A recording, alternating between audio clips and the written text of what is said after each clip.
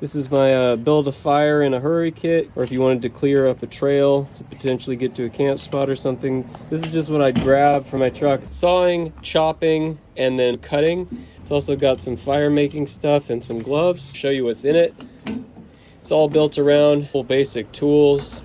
First thing is a pair of gloves, signaling cordage, which is also a fire starter, stormproof matches. If you wanted to use a ferro rod, also got a basic compass and then a whistle, and then good old faithful use a lighter. This is the knife I use for a lot of things outdoors. More companion, heavy duty, really good knife, carbon blade, good handle, no issues, light and slim, carries on your belt easily. You just clap it on and go. And then the hatchet, Fiskars, I've had it for a number of years. Again, carbon steel, easy to sharpen, rock solid. I've used it as a hammer almost as much as I've used it as a hatchet. Clear brush that's a little bit too thick for the knife, use that. And then the saw, this I haven't had very long. It's an aluminum compact collapsible saw. I put some tape around it for grip, as well as pulling off for quick fixes. The way this works is you undo this wing nut and everything comes out.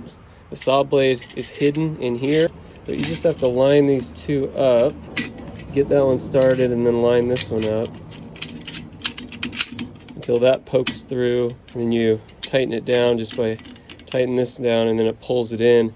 The one thing I'm not too stoked about on this saw, it cuts great, but this is just, you can see sort of a rivet in there. I suspect that that's a weak point. I need to add some wire, just some like baling wire to this kit to reinforce it, or I might just put a bolt. I mean, they did it on this end, you know, just a threaded bolt with a nylock nut. But this saw, once it's up and running, is wonderful. I've cut through some hardwood with it. I've been using it to clear wood in my backyard, plum, apple, maple. There it is. If you have anything to add to it, I'd love to hear your thoughts.